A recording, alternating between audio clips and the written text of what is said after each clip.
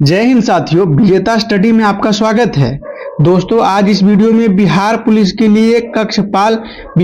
में कक्षपाल के लिए हम लोग 2019 में पूछा गया प्रश्न है एग्जाम में, आज उसको पीवाईक्यू प्रश्न को देखने वाले हैं। टोटल 100 प्रश्न को हम लोग देखने वाले हैं साथियों, और इसको में एडिशनल प्रश्न बनेगा उसको भी हम लोग चर्चा करते हुए चलेंगे। साथ में पीवाईक्यू प्रश्न देखने से साथियों आपको क्या होगा कि आपको इसके जो लेवल है समझ में आएगा कि किस प्रकार के प्रश्न एग्जामिनर के द्वारा सेट किया गया था रिसेंटली में। इसी के टारगेट लेकर के आगे जो 2026 में एग्जाम होने वाली है, इसको बेस बना करके कौन कौन सा टॉपिक से ज्यादा प्रश्न पूछा जाता है, तो इन सारे एनालिसिस करके आगे की तैयारी को हम लोग मजबूती सीढ़ी प्रदान करने के लिए यह तैयारी कर रहे हैं। साथियों, वीडियो को पहली बार देख रहे हैं तो चैनल को सब्सक्राइब करके बेल आइकन को ऑन कर लीजिएगा, और वीडियो को लाइक करके इसको लिंक को अपने दोस्तों के पास में जरूर शेयर कर दीजिएगा, ताकि नए नए लोग जुड़ सके और जो है चैनल की परिवार अपना चैनल जो है और बड़ा हो सके। साथियों, ज्यादा हम लोग टाइम न लेते हुए अपना प्रश्न को चलेंगे, तो वीडियो को एक बार शेयर करके और उसके बाद में कंटिन्यूअस लग जाइए। वीडियो को शेयर करके और उसके बाद में लग जाना है। पहला प्रश्न है कि भारतीय संविधान में कुल कितने भाग हैं। देखिए साथियों, यह आपको ट्रेंडिंग क्वेश्चन है, यानी कि कई बार प्रश्न पूछ दिया गया है। आपको इसके अनुसार ऑप्शन के अनुसार आपको 22 हो जाएगा, 22 हो जाएगा, यानी कि तीसरा ऑप्शन आपको सही जवाब हो जाएगा। भारतीय संविधान में कुल कितने भाग देखिए पूछा गया है। देखिए दो दृष्टि यहाँ पर बनती है, एक वर्तमान में और एक संविधान जिस समय लागू हुई थी उस समय। तो देखिए सबसे पहले देख लीजिए कि जिस समय संविधान लागू हुई थी तो उस समय 8 अनुसूची थी, 22 भाग था, और उसके बाद में 395 अनुच्छेद था साथियों। यह आपको जिस समय संविधान लागू हुई थी उस समय की बात है। वर्तमान में देखिएगा कि आपको 25 भाग है, 12 अनुसूची है, और उसके बाद में 448 प्लस में अभी अनुच्छेद हो चुका है साथियों। तो हम लोग दोनों दृष्टि के देख के चले, और इससे यह अनुभव होगा कि आगे आने वाली प्रश्न में जिससे अगर थोड़ा सा अल्टर करके पूछेगा तो आप उसको आसानी से बना पाइएगा। देखिए दूसरा प्रश्न है साथियों कि मत यानी कि वोट देने के अधिकार है जो आपको भारतीय संविधान के किस अनुच्छेद में वर्णन है, किस अनुच्छेद में जानकारी दिया गया है वोट देने का अधिकार को। वोट देने का अधिकार आपको अनुच्छेद 326 में जानकारी दिया गया साथियों। 3 ऑप्शन, तीसरा नंबर ऑप्शन आपको इसके लिए सही जवाब हो जाएगा। अब हम लोग एक एक ऑप्शन को देख लीजिए। जैसे अनुच्छेद 322 है, इसको में लोकसभा जो है आपको लोक सेवा आयोग में जो व्यय होता है, यानी कि इन्वेस्ट होती है, पैसा खर्चा होती है, उसका लेखा जोखा या ब्यौरा के बारे में 322 में दिया गया है। 324 में आपको चुनाव आयोग की जानकारी दिया गया बाबू। चुनाव आयोग यानी कि ECI election commission of India के बारे में जानकारी दिया गया अनुच्छेद 324 में। अनुच्छेद 330 में दिया गया है कि लोकसभा में एससी और एसटी के जो उम्मीदवार हैं तो उसके लिए सीट का आरक्षण किया गया है। तो यह लोकसभा में एससी एसटी के लिए सीट का आरक्षण की जानकारी देता है साथियों। चलिए आगे बढ़ते हैं। तो आपको देख रहे हैं इतना डिटेल के साथ में हम लोग बढ़ रहे हैं। कोशिश करेंगे बहुत कम समय में खत्म करें, क्योंकि बहुत फास्टली पढ़ाना पड़ता है और थोड़ा सा लंबा समय लग जाता है। तो वीडियो को अंत तक जरूर रखिएगा। देखिए पूर्व पश्चिम गलियारा में पूर्वोत्तर भाग होता है। देखिए पूर्वोत्तर भाग की क्या कहा जाता है, क्या नाम होगा साथियों, तो आपको पूर्वोत्तर भाग जो होगा सिलचर होगा। आपको ये ऑप्शन आपको सही जवाब हो जाएगा। उसके बाद में चौथा नंबर प्रश्न देखिए, बहुत एकदम इंपॉर्टेंट प्रश्न है। देखिए हम्बनटोटा बंदरगाह किस देश में है। हम्बनटोटा बंदरगाह साथियों आपको श्रीलंका में हो जाएगा।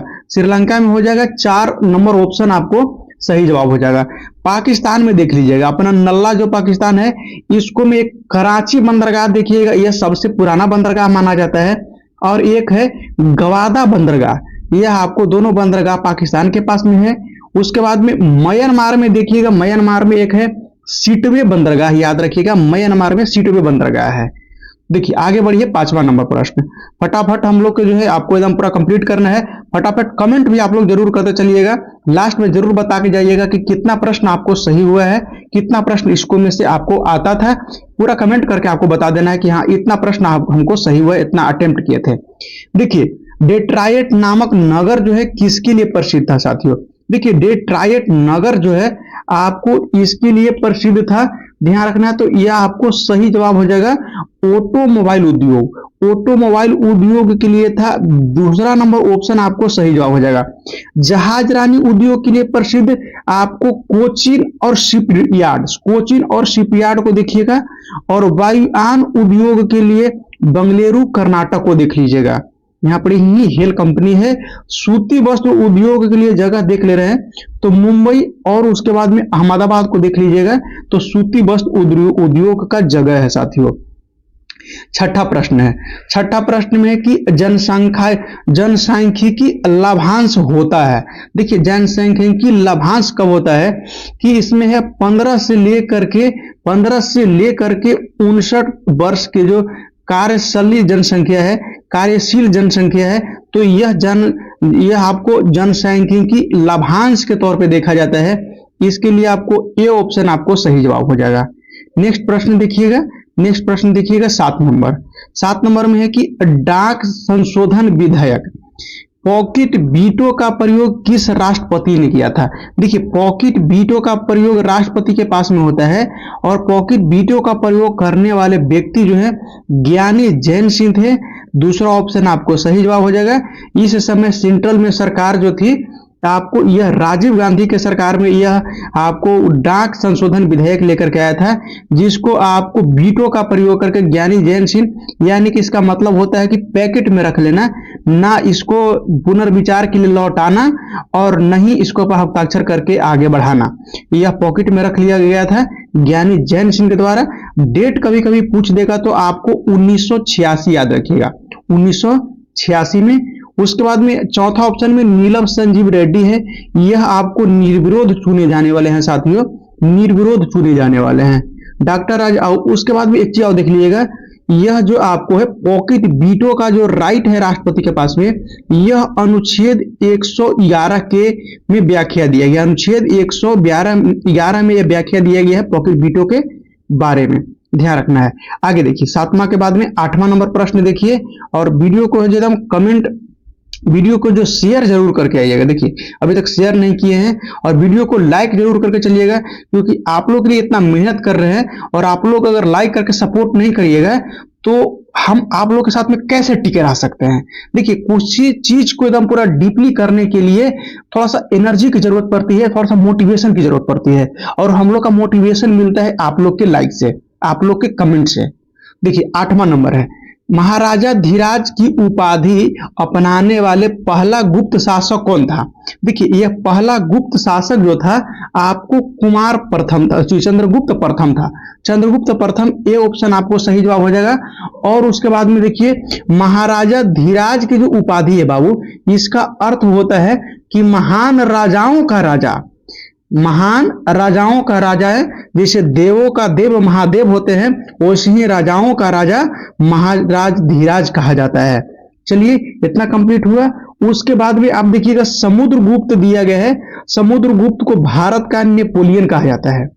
उसके बाद में श्रीगुप्त है, श्रीगुप्त आपको गुप्त वंश के संस्थापक माना जाता है। आगे देखिएगा 9वां नंबर प्रश्न है। 9वां नंबर प्रश्न में है कि भारतीय संविधान के किस अनुसूची, यानी कि 6 अनुसूची में 6 में किन किन राज्य को शामिल किया गया है? अनुसूची 6 में किन किन राज्य को शामिल किया गया है साथियों? तो यह आपको सही जवाब हो जाएगा। इसके लिए आपको सही जवाब हो जाएगा, ध्यान रखना है। इसके लिए असम, त्रिपुरा, मेघालय, मिजोरम। असम, मेघालय, त्रिपुरा, मिजोरम है। इसको आपको यह अनुसूची 6 में शामिल किया गया है। और अनुसूची 6 में यह बताता है कि यह जनजातीय क्षेत्र है, अपना संस्कृति है और अपनी परंपरा है, उसको यह संरक्षण कर सकता है। यह संरक्षण करने में सरकार इसको प्रावधान दे सकता है, मदद कर सकता है। यह अनुच्छेद आपको देख लीजिएगा, अनुच्छेद 224 के 1 के तहत, और एक है 275 के 275 के 1 के तहत इसका प्रावधान किया गया है साथियों। आगे देखिएगा 10वां नंबर प्रश्न। 10वां नंबर प्रश्न में साथियों कि नील दर्पण नामक जो पुस्तक है किसने लिखा है। नील दर्पण का लेखक दीनबंधु मित्र है। दूसरा ऑप्शन आपको सही जवाब हो जाएगा साथियों। और देखिए नील दर्पण का सबसे पहले प्रकाशन देख लीजिए, तो यह प्रकाशन आपको कभी कभी डेट भी पूछ देता है, 1860 में किया गया था। और यह जो है आपको ढाका, बांग्लादेश में भी है, ढाका से इसका प्रकाशन किया गया था नील दर्पण के। दीनबंधु मित्र इसका राइटर थे। प्रेमचंद के द्वारा याद रखिएगा, इसके पहले वाला जो सेट करवाए हैं आपको मद्य निषेध वाला, उसको में भी आपको ऑप्शन आया था, तो आपको पूरा डिटेल बता के चले थे। देखिए प्रेमचंद से याद रखिएगा कि संग्राम और ओकर बाद में करबला, ये दोनों नाटक प्रेमचंद के द्वारा लिखा गया है। उसके बाद में जयशंकर प्रसाद दिया गया है। जयशंकर प्रसाद जो है यह आपको कमायनी याद रखिए, कमायनी का जो है आपको जयशंकर प्रसाद। शिवपूजन सहाय को देहाती दुनिया याद रखिएगा, देहाती दुनिया शिवपूजन सहाय का नाटक है। 11 नंबर प्रश्न देखिए। 11 नंबर प्रश्न में है साथियों कि 11 नंबर प्रश्न को देखिए और कमेंट करके बताइए। देखिए कह रहा है कि निकोलो कांटी नामक इटालवी यात्री किसके शासन काल में भारत आया था। तो निकोलो कांटी है, यह आपको किसके शासन काल में भारत आया था। तो यह इसके लिए आपको सही जवाब हो जाएगा देवराय प्रथम के समय में आया था साथियों। ये ऑप्शन आपको सही जवाब हो जाएगा, देवराय प्रथम के समय में निकोलो कांटी इटालवी यात्री है जो भारत आया था। आगे देखिए 12 नंबर प्रश्न है, अवध के ब्रिटिश साम्राज्य में, अवध के जो है ब्रिटिश साम्राज्य में मिलाने का समय जो है अवध के नवाब कौन था। जिस समय अवध को जो ब्रिटिश के साम्राज्य अपने में मिला लिया था, उस समय अवध के नवाब कौन था। देखिए उस समय अवध का नवाब बाजिद अली शाह था। बाजिद अली शाह था, 1 नंबर ऑप्शन आपको सही जवाब हो जाएगा। और बाजिद अली शाह जो है आपको यह भी याद रखना है कि यह आपको अंतिम नवाब भी था, अवध का अंतिम नवाब भी था। और यह देखिए यह अवध को जो ब्रिटिश साम्राज्य में मिलाने वाला अधिकारी है, यह आपको राज हड़प नीति के तहत डलहौजी ने मिलाया था। और डलहौजी ने जो है 1856 में, ध्यान रखना है 1856 में ब्लेम किया था, यानी कि कुशासन और ओकर बाद में प्रशासनिक विफलता को ब्लेम करके आपको अवध को ब्रिटिश साम्राज्य में मिलाने का काम डलहौजी किया था। आगे देखिएगा, इतना सारी प्रश्न पूरा डिटेल के साथ हम लोग देखें। 13 नंबर में है, अक्सर टाइम भी देख सकते हैं कि साथियों कितना, रात के 2:47 में रात में रिकॉर्ड कर रहे हैं, तो यार आप लोग तो लाइक कर दीजिए। देखिए HYSIS नामक उपग्रह का प्रक्षेपण किस यान से किया गया था। देखिए यह जो किया गया था PSLV 643 है, PSLV 6C43 है, यानी कि तीसरा ऑप्शन आपको सही जवाब हो जाएगा साथी। PSLV के याद रखिएगा पोलर सैटेलाइट लॉन्च व्हीकल होता है।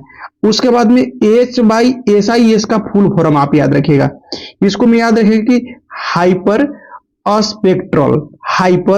Spectral imaging satellite, hyper spectral imaging satellite इसका फुल फॉर्म होता है साथियों।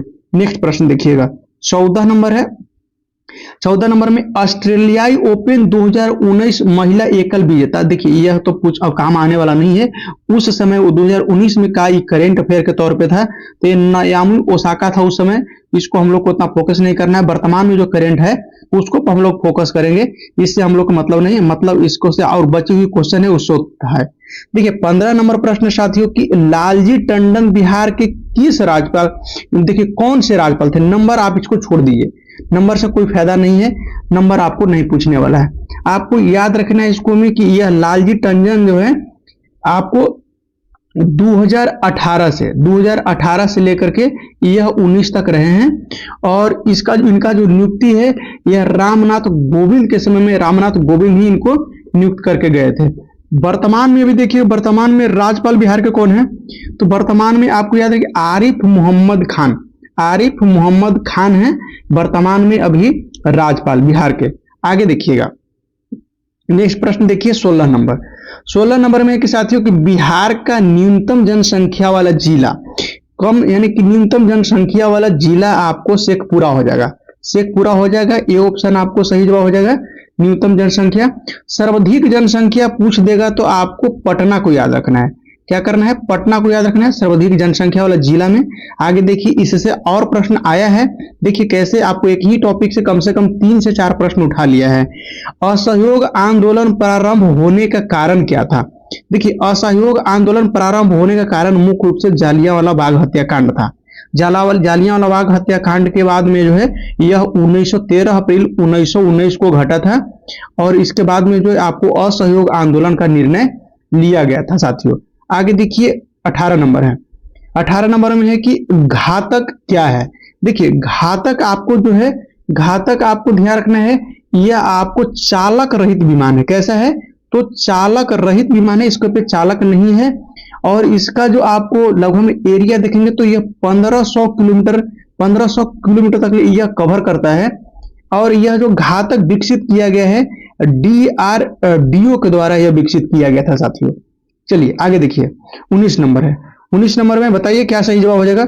वर्ष 2020 के लिए विश्व की जो है स्थापत्य की राजधानी, देखिए स्थापत्य कला जो होती है, यानी कि स्थापत्य की राजधानी किस शहर को घोषित किया गया था? तो रियो डी जेनेरो को घोषित किया गया था।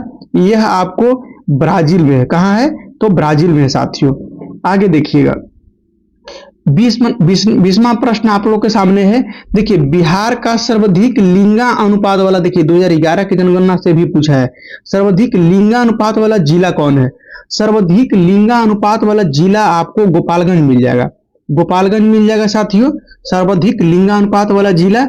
और उसके बाद में सबसे कम लिंगा अनुपात अगर पूछ दे आगे चल करके तो आपको मुंगेर की याद रखिएगा, मुंगेर की याद रखिएगा। यहाँ आपको 1000 जो है आपको पुरुष पे 876 महिलाएं हैं, और गोपालगंज में आपको 1000 पुरुष पे 1021 महिलाएं हैं, 1021 महिलाएं, यानी कि यहाँ 21 महिलाएं फालतू हैं। देखिए आगे देखिएगा 21 नंबर प्रश्न साथियों। 21 नंबर प्रश्न है कि बिहार में शिशु मृत्यु दर, यह भी 2011 की जनगणना से ही है, तो लेकिन इसका डेट करेंट में बदल गया साथियों। देखिए यह प्रश्न पूछा है कि बिहार में शिशु मृत्यु दर का आ रहा है, डेट नहीं दिया गया है, लेकिन आपको इसका कोई आंसर नहीं लगेगा। एक डेट मैं बताता हूं।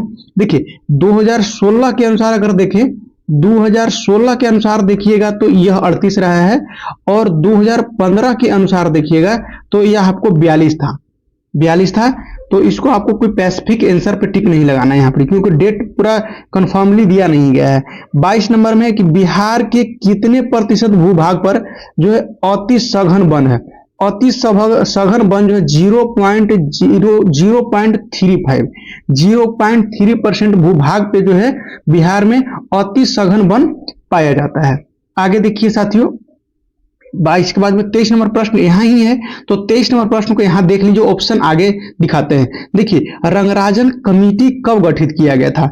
देखिए कोई भी कमेटी गठित होती है उसके बाद में आपको रिपोर्ट आती है। तो देखिए गठित जो आपको हुई थी यह 2005 में गठित किया था, रंगराजन कमेटी 2005 में गठित किया गया था, और यह जो है आपको 2006 में अपना रिपोर्ट पेश करती है।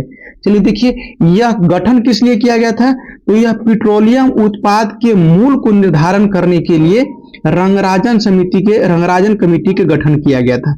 आगे देखिए 24 के बाद में आपको 24 नंबर प्रश्न देखिए, बिहार में अंतरजातीय विवाह प्रोत्साहन योजना के तहत कितनी राशि दी जाती है?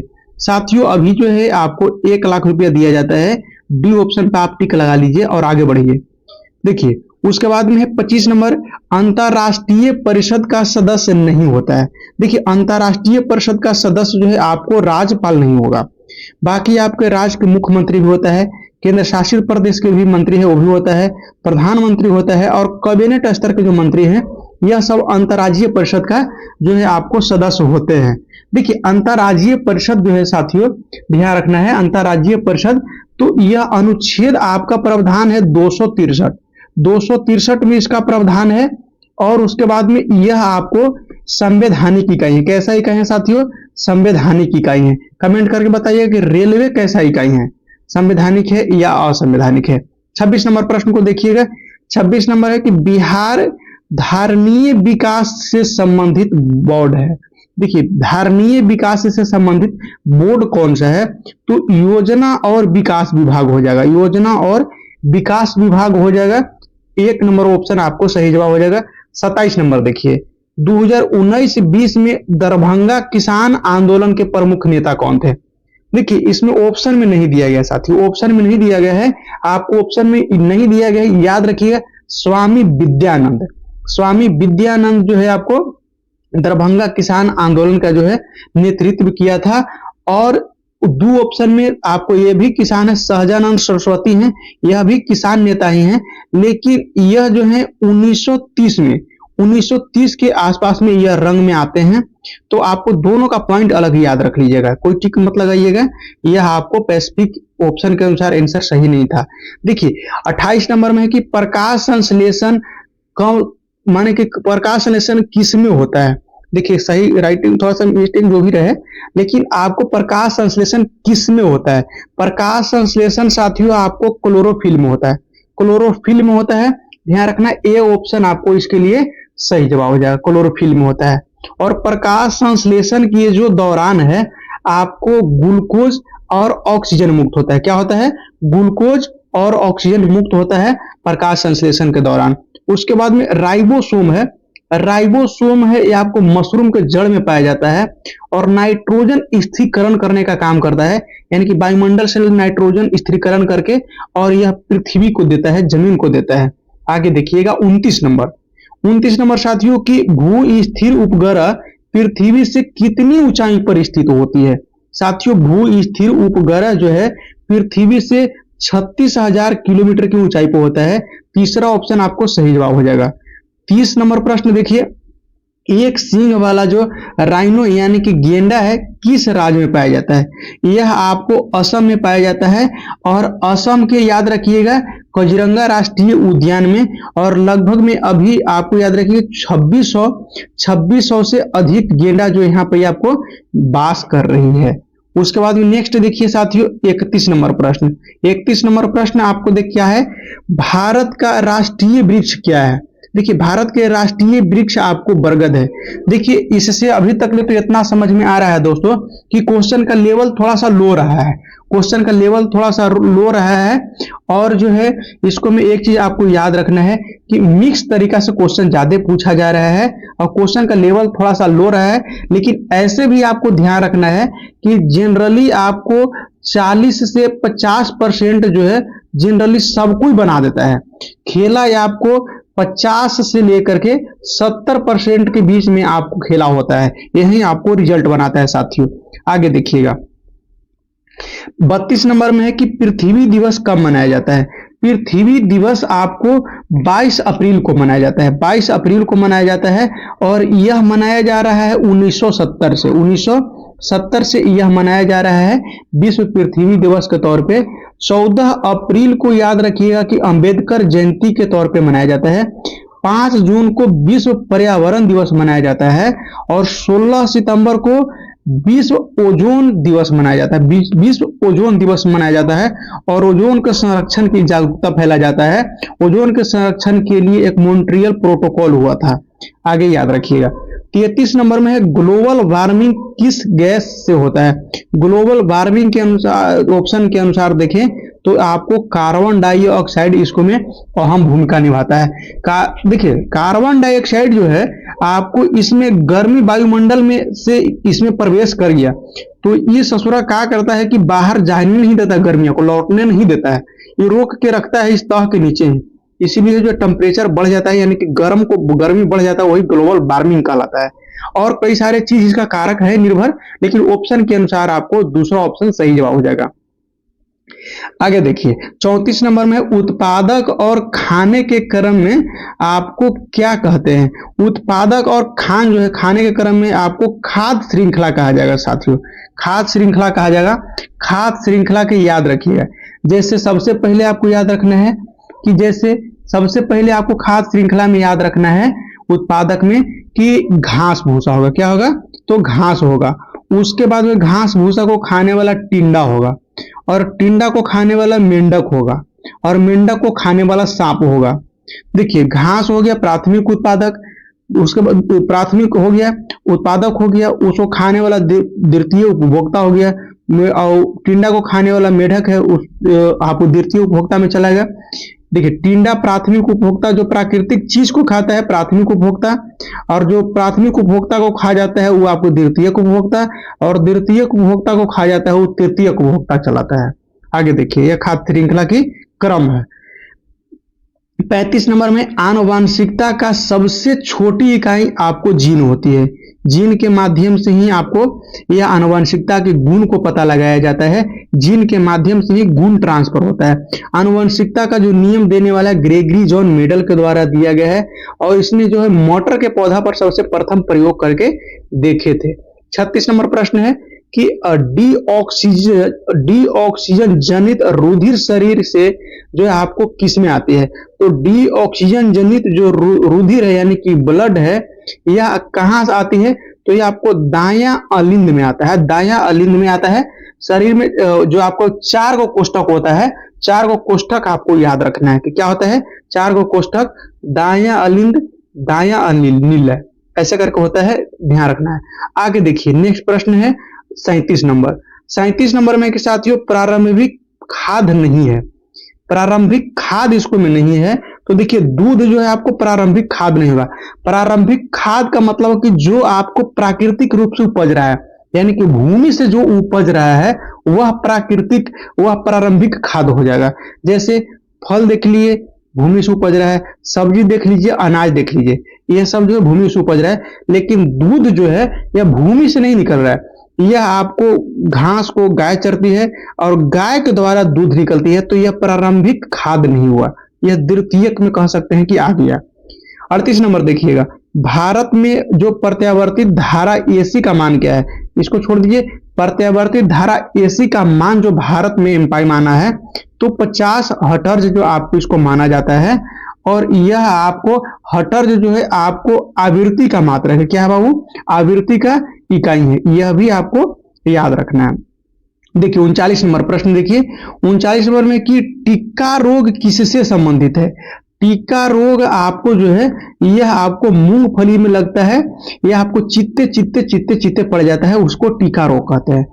मक्का में आपको रस्ट होता है। क्या होता है, तो मक्का में आपको रस्ट रोग होता है। बाजरा में देखिएगा, बाजरा में तो आपको आर्गस्टर होता है। क्या होता है, आर्गस्टर होता है। और गन्ना में है आपको लाल सड़न रोग होता है। इसको आपको कैंसर के रूप भी कहा जाता है, कि गन्ना का कैंसर भी कहता है। लाल सड़न रोग होता है गन्ना में। 40 नंबर प्रश्न देखिए, थोड़ा सा स्पीड खींचते हैं। जो ट्राइबेसिक एसिड क्या है। ट्राइबेसिक एसिड जो है साथियों आपको फॉस्फेरिक अम्ल होता है। फॉस्फेरिक अम्ल होता है। एक का करके सभी को देख लीजिए। हाइड्रोलिक अम्ल को जो है आपको HCl इसका संकेत है। सल्फ्यूरिक अम्ल के है आपको H2SO4 होता है। फास्फेरिक अम्ल का है, फास्फेरिक अम्ल को H3PO4 होता है, PO4 होता है। और नाइट्रिक अम्ल है NH ध्यान रखना है, NHO3 होता है। तो इसका अनुसूत्र भी आपको लिख लेना है। 41 नंबर में है एस्कर्बिक अम्ल किस विटामिन का नाम है। एस्कर्बिक अम्ल जो है विटामिन सी का नाम है साथियों। और विटामिन सी जो है आंवला में और नींबू में अत्यधिक मात्रा में पाया जाता है। उसके बाद में लिखिएगा विटामिन ए का रासायनिक नाम जो है, विटामिन ए का रासायनिक नाम रेटिनॉल हो जाएगा। और यह आंख के लिए, आंख की रोशनी के लिए लाभदायक होता है। विटामिन बी में आपको B1 का याद रखें, सबका B1 B2 B3 B12 तक ले होता है विटामिन बी वाला, लेकिन B1 के याद रखिएगा। विटामिन B1 को थायमीन कहा जाता है। विटामिन डी है, विटामिन डी को कैल्सीफिरोल कहा जाता है। तो इन सारी चीज को फोकस करते हुए हम लोग आगे बढ़ रहे हैं, आप लोग शेयर करते हुए बढ़िए आगे। धातु जब अम्ल से अभिक्रिया करता है तो क्या होता है। धातु जब अम्ल से अभिक्रिया करेगा तो आपको हाइड्रोजन देगा। कई बार यह प्रश्न में आया है।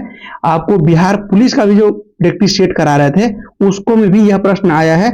और साथियों उसका भी प्लेलिस्ट आपको इसका डिस्क्रिप्शन में डाल देंगे, उसको भी जा करके आप देख लीजिएगा। उसको तो और डिटेल से बताए हैं और पूरा फैक्ट को एकदम आगे बताते चले हैं।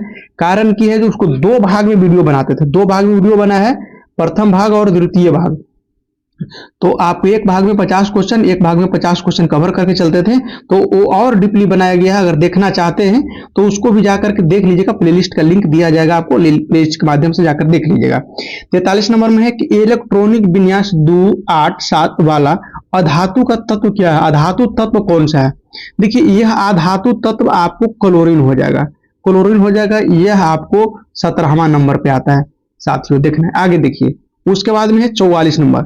44 नंबर, यह भी प्रश्न आपको प्रैक्टिस सेट में आ गया है, कई बार इसको पूरा डिटेल बताए हैं। जाइलम का क्या कार्य है? देखिए, जाइलम का कार्य जो है आपको, यह खाद्य उत्पादन का संग्रह, यह नहीं हो सकता है। यह आपको जल का संवहन करता है। क्या करता है? जल और खनिज पदार्थ जो धरती से प्राप्त करता है पेड़ पौधा जड़ के माध्यम से, उसको, यह आपको जाइलम है, यह सभी अंग तक लेके जाता है और पत्ती तक लेके जाता है।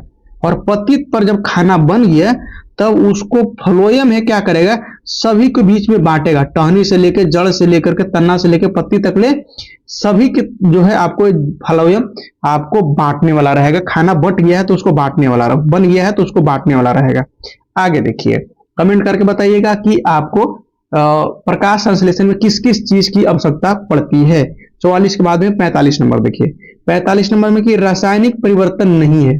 दिए गए ऑप्शन में आपको देखना है कौन सा रासायनिक परिवर्तन नहीं है। रासायनिक परिवर्तन हो जाता है कि कोई दो चीज के मेल आप जो परिवर्तन हो गया तो तीसरा उत्पाद बन जाता है, जो फिर आपको रिटर्निंग सेम चीज नहीं बन सकता है। देखिए 45 नंबर क्या जवाब है।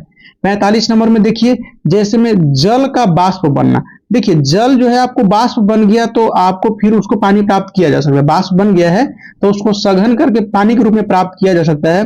तो यह रासायनिक परिवर्तन नहीं है, यह भौतिक परिवर्तन है। मोम का जलना भी आपको भौतिक परिवर्तन है, मोम का पिघलना भी भौतिक परिवर्तन होता है। कागज का जल जाना फिर आपको कागज के रूप में नहीं मिल सकता है, रासायनिक हो गया। दूध का खट्टा हो जाना यानी कि दूध फट जाता है तो फिर आपको दही बन जाएगा, लेकिन फिर रिटर्निंग दूध में नहीं ट्रांसफर होगा। और यह आपको भौतिक परिवर्तन बताता है कि रिटर्निंग आ जाना चाहिए। कोयला है, यह जल जाता है तो फिर दोबारा कोयला आपको कोयला के रूप में नहीं आ सकता है। तो ये आपको ये ऑप्शन सही जवाब हो जाएगा। देखिए 46 नंबर में H2SO4 जो एटॉमिसिटी कितना होता है, इसको में आपको H2SO4 में है 7 आंसर होगा, 4 ऑप्शन सही जवाब हो जाएगा। 47 नंबर में है कि साबुन का जो आपको सह उत्पाद क्या है, साबुन के उत्पाद में क्या आपको सहयोग बनता है, तो ग्लिसरॉल का प्रयोग होता है साथियों, यह आपको सह उत्पाद के तौर पे काम करता है। 48 देखिए, 48 है आपको इनमें से कौन सा कथन चुने, यानी कि सही कथन को चुनना है। देखिए सही कथन इसको में जो हो जाएगा, आप देखिए जैसे द्रव्यमान हमेशा स्थिर रहता है जबकि भार बदलता है।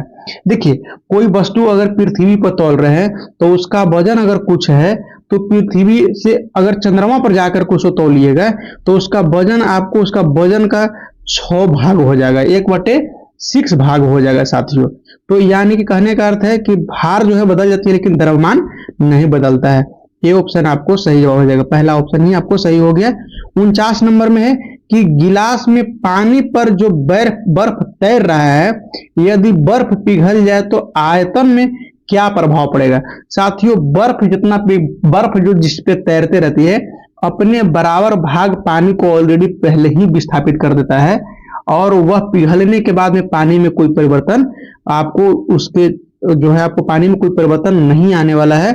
यानी कि इसको में से क्या सही जवाब हो जाएगा, तो इसको में सही जवाब हो जाएगा कि आयतन वही के वही रहेगा। क्या रहेगा बाबू, आयतन जो है आपको वही के वही रह जाएगा, कोई परिवर्तन नहीं होने वाला है पिघल जाने के बाद में ही। 50 नंबर की मध्य कर्ण में इनमें से कौन सी हड्डी नहीं पाई जाती है, यानी कि कान के मध्य में कौन सा हड्डी नहीं पाया जाता है। तो आपको याद रखना है कि आपको हाइमेट हड्डी है वह नहीं पाया जाता है। अस्टेपी हड्डी है, यह शरीर के सबसे छोटी हड्डी कान में पाया जाता है, अस्टेपी को कहा जाता है। फीमर जांघ का हड्डी होता है वह सबसे बड़ी हड्डी माना जाता है। आगे देखिए 51 नंबर, पृथ्वी पर किस वस्तु का पलायन वेग चंद्रमा पर उस वस्तु का पलायन वेग क्या होगा। देखिए किसी वस्तु का जो पृथ्वी पर है ना पलायन वेग क्या होता है, पृथ्वी का पलायन वेग 11.25 या 2 है। ऐसे ही आपको किलोमीटर प्रति सेकंड है। इस स्पीड से फेंक दिया जाए तो पृथ्वी का जो क्षेत्र है गुरुत्वाकर्षण क्षेत्र उससे बाहर चल जाता है और दोबारा वो पृथ्वी पर लौट के नहीं आ सकता है। तो तो यही कह रहा है कि पलायन वेग चंद्रमा पर उस वस्तु का पलायन वेग क्या होगा। तो देखिए चंद्रमा पर जो पलायन वेग है वह साथियों अधिक हो जाएगा। क्या हो जाएगा? अधिक हो जाएगा। ध्यान रखना है, दो ऑप्शन आपको सही जवाब हो जाएगा, दूसरा ऑप्शन आपको सही जवाब हो जाएगा। उसके बाद में देखिएगा, उसके बाद में 51 के बाद में आपको 52 नंबर प्रश्न को देखना है। 52 नंबर को देखना है, और थोड़ा सा और फास्ट करते हैं, बहुत लंबा हो जाएगा। 18 कैरेट सोना में जो है आपको सोना का प्रतिशत कितना होगा? 18 कैरेट रहता है तो इसको सोना आपको 75% मिलाया जाता है। वही आपको 24 कैरेट के रहेगा, 24 कैरेट के रहेगा तो उसको में देखिएगा 99.9% तक ले रहता है। इसको 100% भी ऑप्शन में दे देगा तो आप इसको मार सकते हैं, लेकिन ऐसे आपको एक्यूरेटली 99.9% होता है। और 22 कैरेट सोना होता है उसको 91 आपको 6%, 91.6% 22 कैरेट वाला में होता है। आगे देखिएगा 53 नंबर प्रश्न है। 53 में कि लोहा के गैल्वेनाइजकरण करने के लिए कौन सी धातु का प्रयोग किया जाता है? देखिए जिंक धातु का लेप चढ़ाया जाता है, जिससे क्या है कि लोहा जो है आपको बाहरी ऑक्सीजन से संपर्क में ना आन करके अवक्रिया ना कर पाता है। सी ऑप्शन या आपको तीसरा ऑप्शन सही जवाब हो जाएगा। 54 नंबर में है कि सबसे पहले किस जीव को अंतरिक्ष में भेजा गया था? अंतरिक्ष में भेजा गया था कुत्ता था, वो उसका लड़का नाम था, कुत्ता को भेजा गया था, ध्यान रखना है। और कल इसके पहले वाला सेट में, इसके पहले वाला में आया है कि आपको कौन अंतरिक्ष में कौन जाने वाला व्यक्ति है, सारा डिटेल बताया है। 55 ध्वनि तरंग नहीं चल सकती है। ध्वनि तरंग को चलने के लिए माध्यम की जरूरत होती है और माध्यम के ऊपर निर्भर रहता है। माध्यम में अगर मॉइस्चराइजिंग है यानी कि आपको वाष्प कह सकते हैं तो उसका आवाज दूसर हो जाएगा। सूखा बैसाख के समय का है तो उसका आवाज दूसर हो जाएगा, यानी कि यह निर्वात में नहीं चल सकता है। वायु के ध्वनि के चलने के लिए आपको माध्यम की जरूरत होता है, क्योंकि ध्वनि आपको कण को डिस्टर्ब करके चलता है।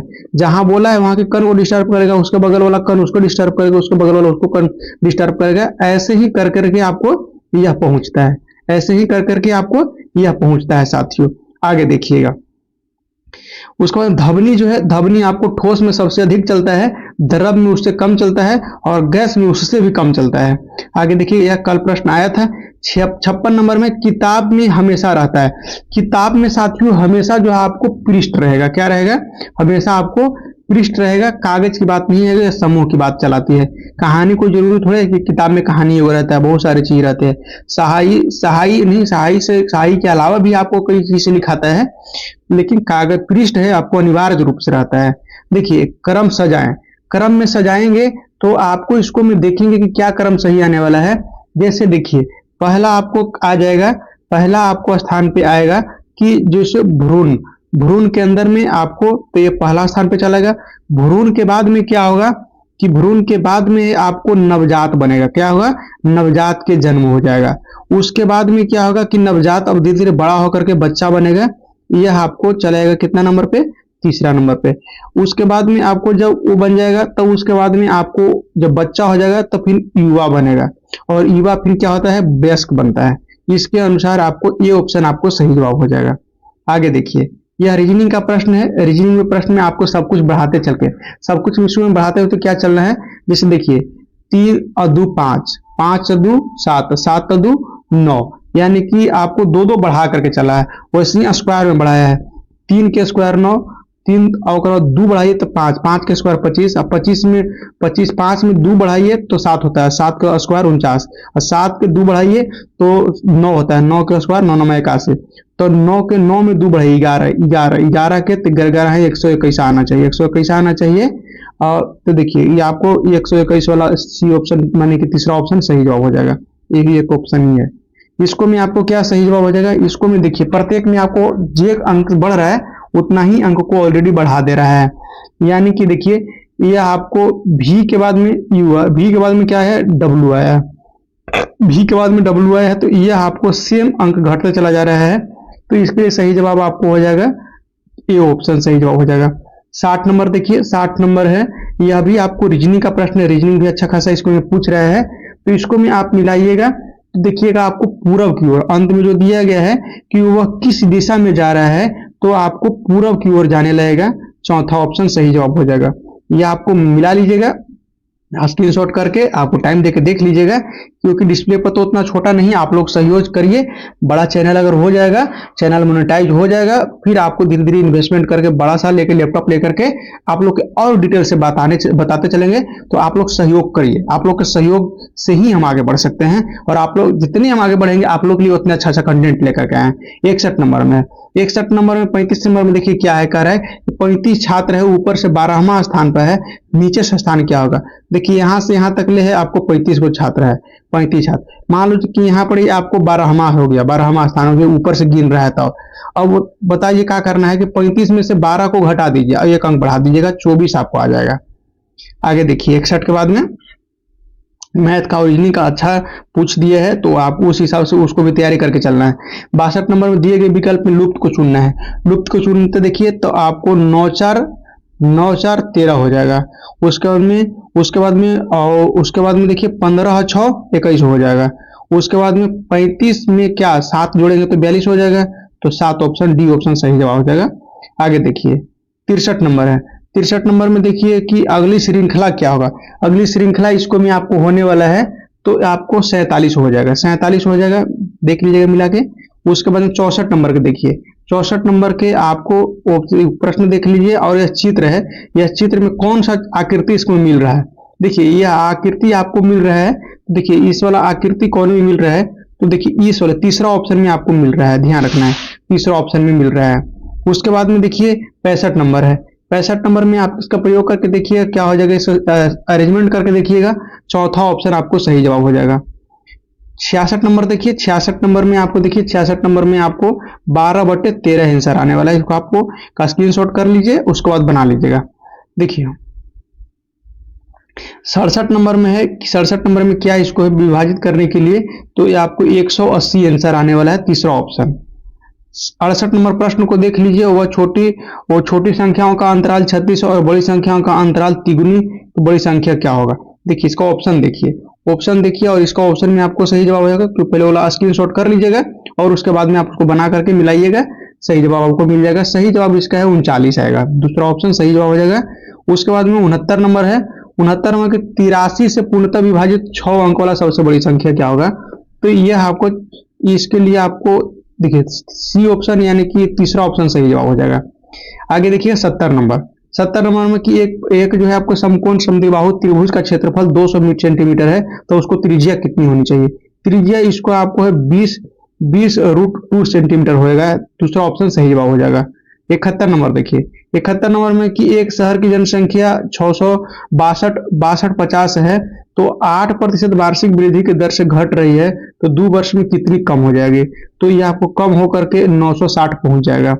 आगे देखिए यह आपको क्वेश्चन है, देखिए इसमें है आपको, इसको एक बार डेटा को स्क्रीनशॉट कर लीजिए और उसके बाद में आपको ऑप्शन एक को बनाना शुरू कर दीजिए। डेटा को स्क्रीनशॉट कर लिए और उसको बनाना शुरू करिए। इसको में आपको क्या गणित को कितना प्राप्त हुआ है 72 नंबर के लिए, तो आपको 25 प्राप्त होने वाला है। क्या है गणित में प्राप्त अंक की प्रतिशत कितना होगा, तो 25 होगा। आगे देखिए 73 नंबर है। 73 नंबर में कह रहा है कि औसत प्राप्त अंक कितना है। औसत प्राप्त अंक जो है आपको 90 है। आगे देखिएगा ये 74 नंबर में है कि 100 अंक किस विषय में प्राप्त हुआ है। 100 अंक आप प्राप्त होने वाला हिंदी विषय हो जाएगा, देख लीजिएगा उसको डेटा से। 75 नंबर देख लीजिएगा, एक 400 ग्राम का मिश्रण में 30% जल और 45% लोहा, जो लोहा शेष तांबे और 40 ग्राम है, शायद लगेगा नहीं, तो इसको में आपको क्या हो जाएगा, हाँ 400 ग्राम याद रखिए, यहाँ पे नोट कर लीजिएगा। यहाँ पे क्या कर लीजिएगा 400 ग्राम। इसको एक बार फिर से मैं आपको नोट करा दे रहा हूँ। यहाँ पे देख लीजिए, यहाँ पे आपको 400 ग्राम कर लेना है, 400 ग्राम कर लेना है, तब आपको सही जवाब हो जाएगा। सही जवाब में आपको 100 ग्राम आने वाला है। नेक्स्ट प्रश्न की 76 नंबर में साथी कि एक व्यक्ति 40 रुपये के 10 खिलौने की दर से खरीदता है और 48 रुपये के खिलौने की दर से बेच देता है। ये आपको बनाइएगा तो आपको आंसर 50 आने वाला है। क्या 50% आने वाला है, 50% आने वाला है। देखिए ऑप्शन आ गया, तो आपको 50% यानी कि ये ऑप्शन आपको सही जवाब हो जाएगा। उसके बाद में देखिए इसको कैलकुलेशन करिएगा, इसको कैलकुलेशन बहुत इजी है, यह आपको एक आंसर आने वाला है, तीसरा ऑप्शन। उसके बाद में देखिए यह आपको पाई चार्ट वाला मिल गया, यानी कि डेटा वाला मिल गया। डेटा वाला को एक बार स्क्रीनशॉट कर लीजिए, ये डेटा को स्क्रीनशॉट कर लीजिए और उसके बाद में इसको बनाना शुरू करिए। वीडियो को ही लाइक जरूर करिएगा और शेयर जरूर कर दीजिएगा वीडियो को देखने के बाद में। अब देखने के बाद में करना है 78 नंबर है। 78 नंबर के लिए आपको सही जवाब क्या हो जाएगा? 78 नंबर के लिए सही जवाब आपको 10 करोड़ रुपया का हो जाएगा, यानी कि तीसरा ऑप्शन सही जवाब हो जाएगा। उसके बाद में देखिए 79 है। 79 में किसी वर्ष में कंपनी एक्स वाई का जेड निर्यात के बीच में अंतर अधिकतम कितना होना था? तो यह आपको 1995 अंतर जो है 95 में अंतर ज्यादा दिखाई देगा। 80 नंबर प्रश्न देखिए। 80 नंबर में कह रहा है कि निम्नलिखित में से किस वर्ष में 3 कंपनियों का निर्यात बढ़ने का क्रम दर्शाया है? ऊपर वाले चार्ट के अनुसार ही है। तो यह आपको जो है यह आपको एक 1999 वाला भी हो जाएगा, 4 वाला ऑप्शन। 81 नंबर प्रश्न है कि महोत्सव का अर्थ क्या होता है? साथियों, इसको भी महोत्सव का जो अर्थ होता है, महोत्सव का अर्थ होता है कि माह का उत्सव। महोत्सव का मतलब कि माह का उत्सव, यानी तीसरा ऑप्शन सही जवाब हो जाएगा। 82 नंबर प्रश्न है। 82 नंबर में दिया गया है कि आप जो है कौन सा सर्वनाम है? आप जो है कौन सा, तो आप एक संबंध को बोध करा रहे हैं। आप अगर किसी को बोध कर रहे हैं तो आपको संबंधवाचक का बोध कर रहे हैं, तीसरा ऑप्शन सही जवाब हो जाएगा। उसके बाद में देखिए हिंदी का प्रश्न भी है। हिंदी का प्रश्न भी अच्छा खासा पूछा गया है। देखिए, कंठ से निकलने वाला ध्वनि क, ख, ग, घ, यानी कि सभी आवाज कंठ से निकल रहा है। सभी आवाज कंठ से निकल रहा है। इस प्रश्न के देखिए ट, ठ, ड, ढ, न, ट, ठ, ड, ढ, न, प, फ। देखिए तो प आपको ओठ से निकल रहा है। प है आपको ओठ से निकल रहा है। प है आपको ओठ से निकल रहा है। और इसी करके आपको यह देखना है 83 नंबर के लिए क्या सही जवाब हो जाएगा? तो 83 नंबर के लिए आपको सही जवाब हो जाएगा ट, ठ, ड। तो कंठों से कहा है ट, ठ, ड, यानी कि इसको भी देख लीजिएगा। लेकिन आपको कंठ से निकलने वाला है। कंठ से निकले, कंठ से क, ख, ग, अड़ हो जाएगा। अड़ खाली छट जाएगा, इसको में अड़ नहीं होगा। क, ख, ग, घ, ये कंठ से आवाज निकल रहा है। ये वाला ऑप्शन आपको लगाना है। 84 नंबर देखिएगा। 84 नंबर में है कि कौन सा समूहवाचक संज्ञा नहीं है? समूहवाचक संज्ञा नहीं है। समूहवाचक संज्ञा नहीं है। ऊपर वाला क्या है? बुक के अनुसार आपको बता दे। बुक के अनुसार आपको तीसरा दिया गया है। देखिए 84 कह रहे कौन सा समूहवाचक संज्ञा नहीं है? समूहवाचक संज्ञा देखे तो आपको झरना हो जाएगा। क्या हो जाएगा? झरना हो जाएगा। समूहवाचक संज्ञा नहीं है। वर्ग है, एक समूह हो जाएगा। सेना का समूह होता है। सभा एक समूह है। झरना का कोई समूह की बात नहीं है। झरना जहां भी रहता है एक अकेला झरना रहता है। आगे देखिए 85 नंबर। 85 नंबर में है कि लेप जो आपको लेपची में कौन सी प्रत्यय है? आपको तोपची ध्यान रखना। तोपची में आपको ची प्रत्यय हो जाएगा। लास्ट में जुट रहा है तो ची प्रत्यय हो जाएगा। 86 नंबर है कि सव्याची। देखिए सव्याची किस पर्यायवाची शब्द का है? तो सव्याची किसका पर्यायवाची शब्द है? तो यह आपको युधिष्ठिर का है। तीसरा ऑप्शन सही जवाब हो जाएगा। 87 नंबर देखिएगा। 87 नंबर की आह्वान कह रहा कि आह्वान का विपरार्थक शब्द क्या होगा? आह्वान का विपरार्थक शब्द विसर्जन हो जाएगा। आगे देखिए 88 नंबर में कह रहे कि सूरज को दीपक दिखाना मुहावरे का अर्थ क्या होगा? सूरज को दीपक दिखाना मुहावरे का अर्थ जो हो जाएगा सूरज की महिमा करना। क्या हो जाएगा? सूरज की महिमा करना हो जाएगा, यानी कि तीसरा वाला ऑप्शन सही जवाब हो जाएगा। 89 नंबर देखिए। 89 महर्षि का संधि विच्छेद क्या होगा? महर्षि का संधि विच्छेद जो है महिजोड़ ऋषि होता है। तीसरा ऑप्शन सही जवाब हो जाएगा। उसके बाद में 90 नंबर में साथियों कि आपको द्विज इनमें से किसका पर्यायवाची शब्द नहीं है? तो यह ब्राह्मण जो है, ब्राह्मण का द्विज पर्यायवाची शब्द नहीं होगा। आगे देखिए 91 नंबर में है कि आतताई का अर्थ क्या होता है? आतताई का अर्थ जो होता है आपको ध्यान रखना है कि जो दूसरे के दोष खोजे। आतताई का मतलब जो दूसरे को दोष खोजे। आगे देखिए 92 नंबर में है कि जैसे देखिए इसमें क्या सही है? इनमें से कौन सा समूह जो है सभी शब्द को शुद्ध लिखा है? तो सही शब्द जो लिखा गया है ये प्राकृतिक, पूर्ण जन्म और उसके बाद में भरतसरना और उसके बाद में बलिष्ठ। यह आपको सही लिखा गया है। तीसरा वाला ऑप्शन सही जवाब हो जाएगा। आगे देखिए 92 के बाद में आपको 93 नंबर देखिए। 93 नंबर साथियों आपको सही जवाब क्या हो जाएगा? 93 नंबर के जो पढ़ेगा वह पास होगा। कौन सा विशेषण है? यह क्या विशेषता बता रहा है कि यह आपको परिमाणवाचक विशेषता बता रहा है कि जो पढ़ेगा वही पास होगा, यानी कि उसी का परिमाण आएगा, तो ये परिमाणवाचक है। 94 नंबर की इनमें से कौन सा वाक्य शुद्ध नहीं है? देखिए इसको में से कौन सा शुद्ध नहीं है, उच्चारण करके देखिएगा। सही जवाब जो आपको इसके लिए हो जाएगा, देखिएगा यह जो है आपको आगरे की मिठाई है, यह आपको आगरे की मिठाई है, तो यह आपको इसमें क्या हो जाएगा? शुद्ध नहीं है। यह आगरे की मिठाई है, तो यह करने लगाने की जरूरत नहीं, आगरे की मिठाई कह सकते थे, यह आपको गलत लग गया है। विष्णु के अनेकों नाम है, यह सही है। तलवार एक शस्त्र है, यह सही है, लेकिन इसको नाम थोड़ा सा जो शब्द फालतू जोड़ दिया गया है। 95 नंबर में देखिए करेंगे द्वंद्व समास का उदाहरण। देखिए इसको पहले सेट कराए हैं, सेट में इसको पूरा परिभाषा दे दिए हैं। 95 नंबर है, 95 नंबर में क्या आपको त्रिफल होता है, क्या होता है? जो है आपको त्रिफला होता है, त्रिफला। 95 96 को देखिए, 96 को है कि आसमान टूट पड़ना का अर्थ क्या हो जाएगा?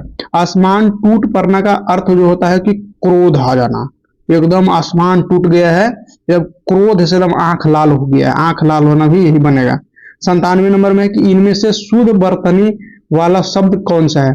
शुद्ध बर्तनी वाला शब्द देखे तो आपको रचयिता हो जाएगा, क्या हो जाएगा? रचयिता हो जाएगा। देखिए सब में आपको डिफरेंस पढ़ने में ही समझ में आ जाएगा।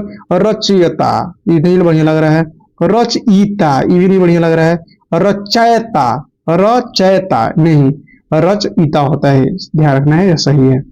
आगे 98 नंबर, समास का विलोम क्या होगा? समास का विलोम जो है, समास का विलोम आपको व्यास हो जाएगा, व्यास हो जाएगा। देखिए परिमाण का उपसर्ग क्या होता है? परिमाण का उपसर्ग मतलब कि परिमाण का तो प्र पहले लग जाएगा, प्र लग जाएगा, तीसरा ऑप्शन। बादल का तत्सम क्या है? बादल का तत्सम आपको वृद्ध है, क्या है? वृद्ध है, तीसरा ऑप्शन सही जवाब हो जाएगा। और इसी के साथ में जो आज एक प्रश्न का सेशन समाप्त होता है। कैसा लगा कमेंट करके जरूर बताइएगा। वीडियो को लाइक करते जाइएगा, चैनल को सब्सक्राइब करते जाइएगा। वीडियो को जो आप शेयर कर दीजिएगा, आप स्टेटस लगा के शेयर भी कर सकते हैं। और कमेंट करके जरूर कुछ बताइएगा, जो भी जिस प्रकार की कभी लग रहा है कमेंट करके जरूर बताइएगा, या किसी प्रकार के सजेशन देना है तो कमेंट करके जरूर बताइए। मिलेंगे अगले वीडियो में, जब तक के लिए धन्यवाद दोस्तों।